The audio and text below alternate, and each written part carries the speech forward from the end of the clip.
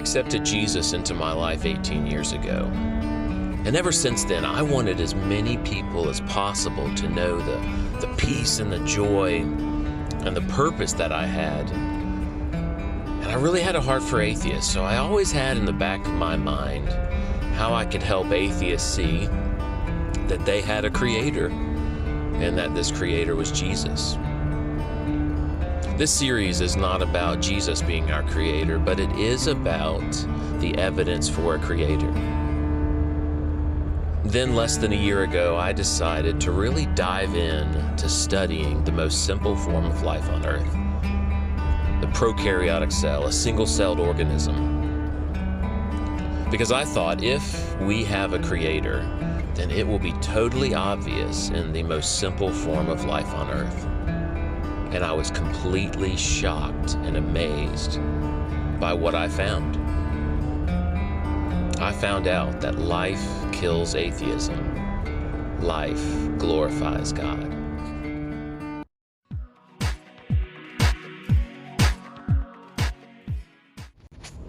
I think we can all agree that code or a recipe or information doesn't matter unless there's something that makes use of that code or recipe or information. So the rest of these videos are going to be on molecular machines that make use of DNA and come from DNA, because all the recipes for these proteins, well, the ribosome also contains nucleic acids, but for the most part, these are protein machines. So I've got to first convince you that these are actual machines, because atheists, just like they try to say that DNA is not actual code, even though they admit that it functions just like code, they also do not want to admit that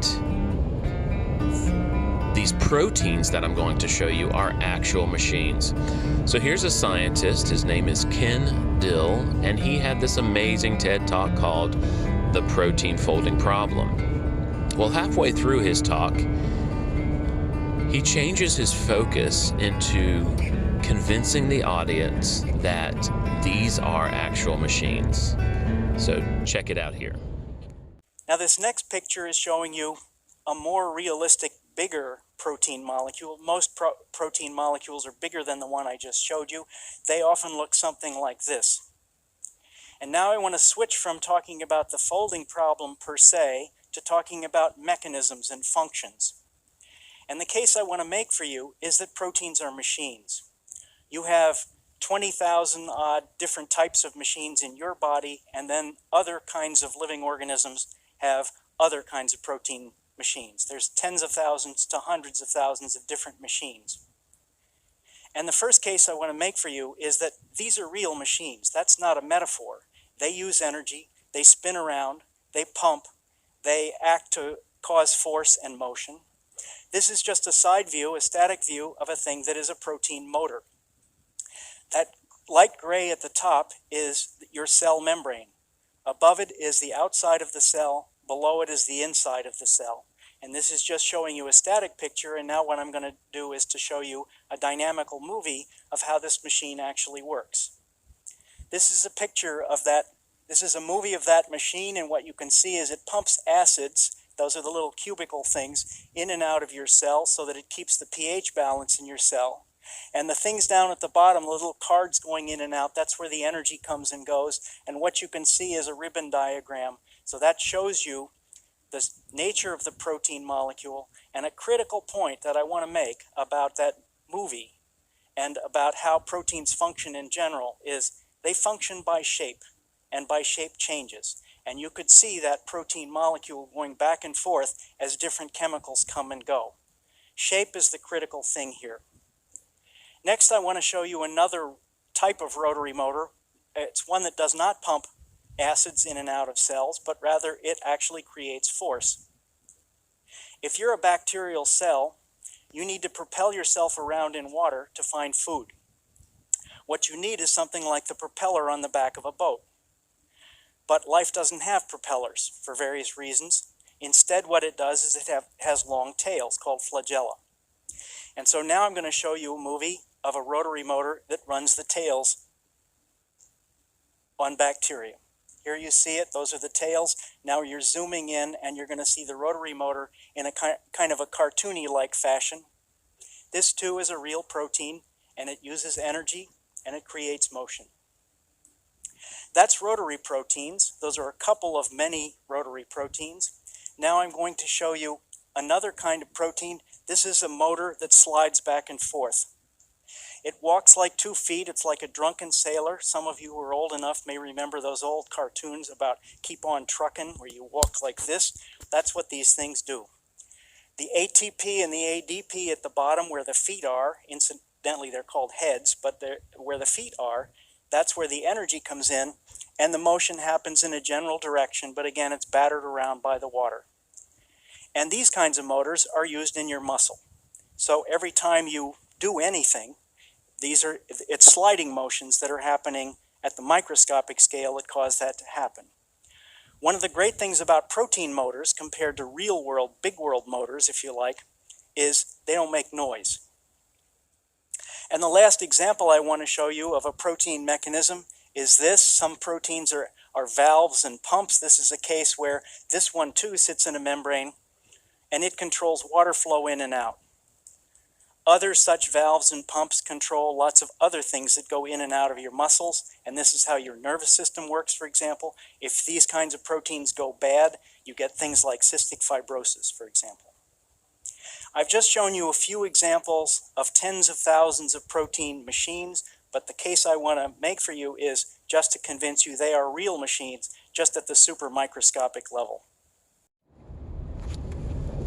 Well, I hope you agree with Ken Dill that proteins that have multiple moving parts and do work are actual machines. And so I'm going to show you a video of how DNA is replicated.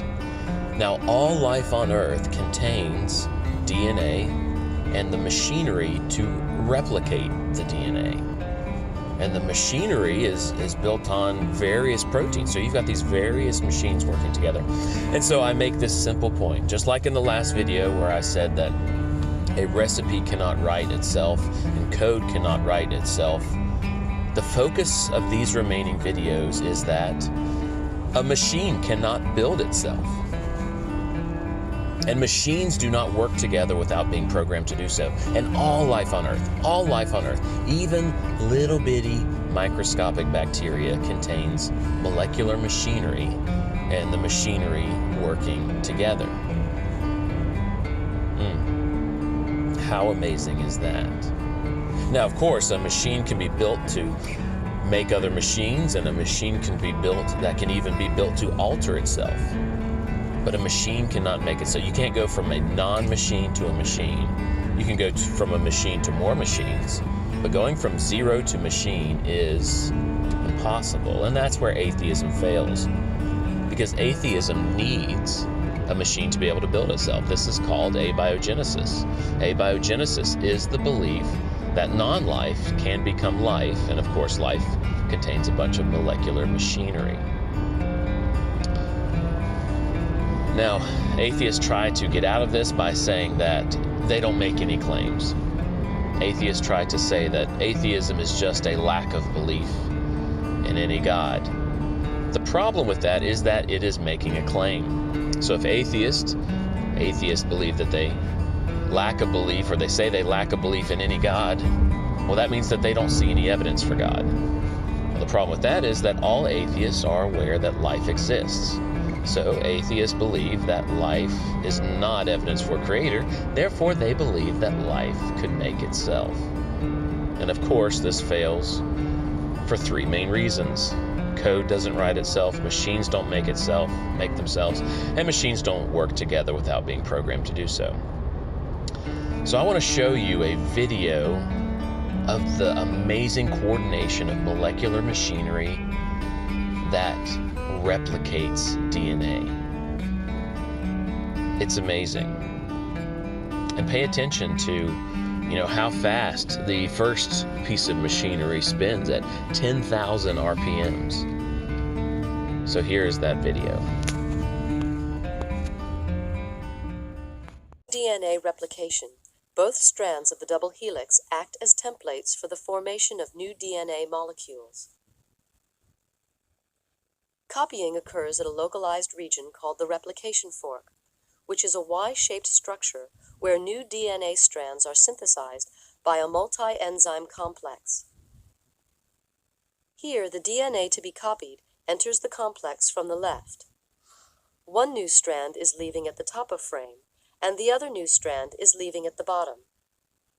The first step in DNA replication is the separation of the two strands by an enzyme called helicase. This spins the incoming DNA to unravel it at 10,000 RPM in the case of bacterial systems. The separated strands are called 3' and 5', distinguished by the direction in which their component nucleotides join up.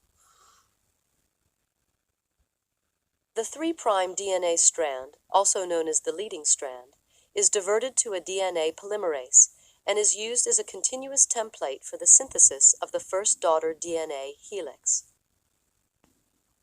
The other half of the DNA double helix, known as the lagging strand, has the opposite 3' to 5' orientation and consequently requires a more complicated copying mechanism. As it emerges from the helicase, the lagging strand is organized into sections called Okazaki fragments. These are then presented to a second DNA polymerase enzyme in the preferred 5' to 3' orientation. These sections are then effectively synthesized backwards. When the copying is complete, the finished section is released and the next loop is drawn back for replication. Intricate as this mechanism appears, numerous components have been deliberately left out to avoid complete confusion. The exposed strands of single DNA are covered by protective binding proteins, and in some systems, multiple Okazaki fragments may be present. Now, I hope that video impressed you as much as it impresses me. It just makes me worship God even more. Now, here's a short clip of Aron again in the same video as I played last time. And listen to him try to say that this wasn't designed properly. It could have been designed more simply. And you'll hear atheists say this all the time. So just like they try to wiggle out of DNA being code, even though it acts and functions just like code, they try to get away and wiggle out of the evidence of molecular machinery by saying that it should have been designed better. Well, man, good luck trying to design that yourself. There's no doubt in my mind that someone is smart enough to create machinery that functions just like what you saw. Of course, there was a computer programmer that made the illustration that you just saw. I'm sure that was very complicated to them. I'd like to interview that person and ask them how difficult was that for you to illustrate for us DNA replication, to copy what God has done in every living cell on Earth. But here he is trying to just put this off and trying to again hold on to his atheism. I'd have thought there was another DNA polymerase designed to work in the opposite fashion so that they could both go in the same direction, following right along with the helicase. I think that would be an intelligent design, but you got to work with what you got, and DNA polymerase only works one way, only from the 5' to the 3'. So instead, what you get is this convoluted apparatus where the leading strand is copied straight out and the other strand, the lagging strand, is treated more like the thread in your grandmother's sewing machine. As with the leading strand, replication on the lagging strand begins with an RNA primer. Then polymerase builds DNA into that blank section called the Okazaki fragment. Then the process begins a bit further down the strand and is repeated again and again and again. While that's happening, DNA polymerase 1 replaces the RNA primers with DNA nucleotides, and DNA ligase follows that to weld the strands together with hydrogen bonds. Finally, this way too complicated process has produced two identical double helical copies of DNA. I disagree with Aron. I think he's being very illogical, unreasonable. He's being very unskeptical. I think he's taking abiogenesis by blind faith.